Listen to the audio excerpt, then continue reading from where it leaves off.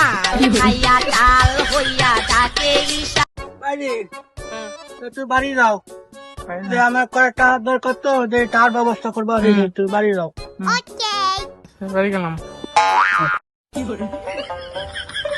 আল্লাহ দিছে এটা ভাই, ওইসে বললো আমি এসে সহিল সোজা দুইটা হয়েছে দুই পদের, দুইটা নিচ্ছে ব্যবসা, কোথায় পাই টাকা পয়সা, মাথা মুথা গেছে গরম হইয়া। যে খরা উঠছে শরীর টান আছে না, গেল সেই গেছে শরীর, কিছু করে না ভাই, গরিবের জীবন আমরা কাঙ্গালি। আরে ভাই কাঙ্গালি না বাঙালি, ওইছে বেটা হইলি তো রে ভাই। ভাই তোমার তো খুঁজবা লাগছি কে আমার খুঁজিস কে?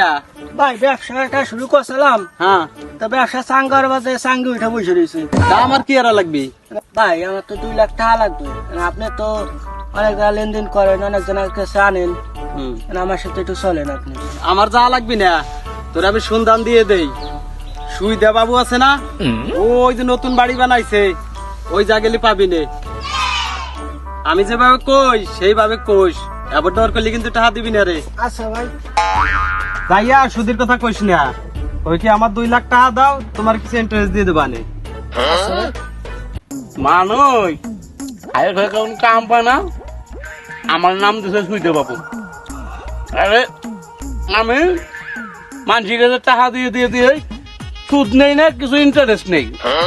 আজকে কিছু ইন্টারেস্ট নেই বিদায় তো আমি আজকে একটা সুন্দর একটা বাড়ি করছি।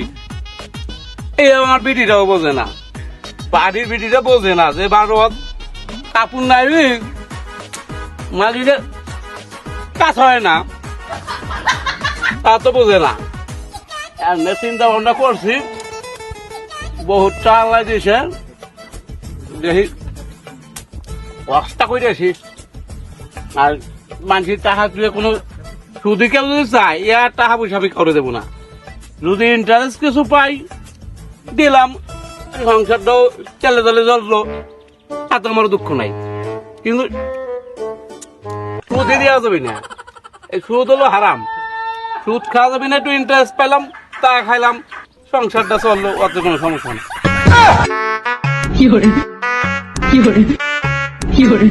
ওই যদি শুনতে পারে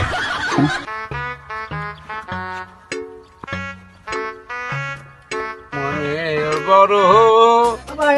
আশা ছিল। এখিরা ওয়ালাইকুম আসসালাম। ভাই আপনার তো খুঁজবা লাগছি। আমারও খোঁজ বানাচ্ছো, বিশ্বের তো সবাই বাদ দেয় না আমার খোঁজা, তুমিও খোঁজো কে?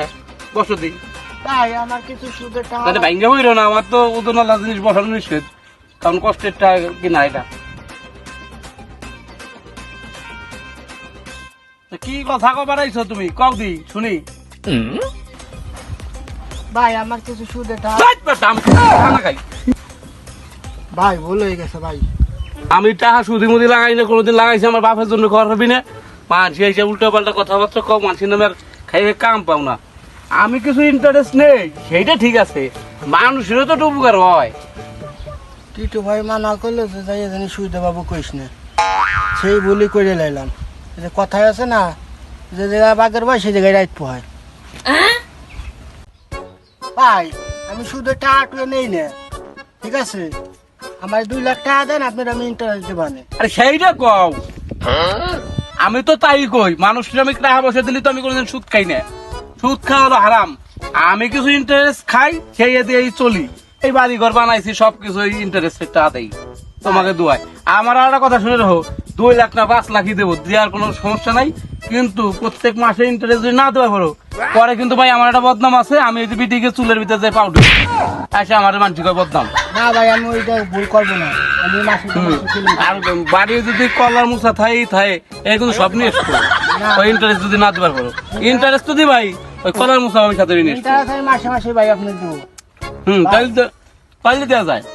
আমি একটা ব্যবসা শুরু করছিলাম, এই ব্যবসাটা চাঙ্গার বাজে চাঙ্গি উঠে বসেছে, সারতে হবে। এদিকে আমার 2 লাখ টাকা লাগবে। আর আজকে হলো মাসের 27 তারিখ, আর 3 দিন পরে তুমি আমাকে টাকা নিয়ে দিও 2 লাখ। আর প্রত্যেক মাসের 1 তারিখে আমি বাড়ি দেবো তোমাকে, তুমি গেদার মারে কয়ে দিও, চাইলি ঘরের ভিতরে জানি থুয়ে দেয় আমার ইন্টারেস্টটা। আর জোহরের নামাজের সময় হয়ে গেছে, তুমি যাও। আসসালামু আলাইকুম। আমি নামাজ পড়ে আসি, নামাজের সময় হয়ে গেল রে।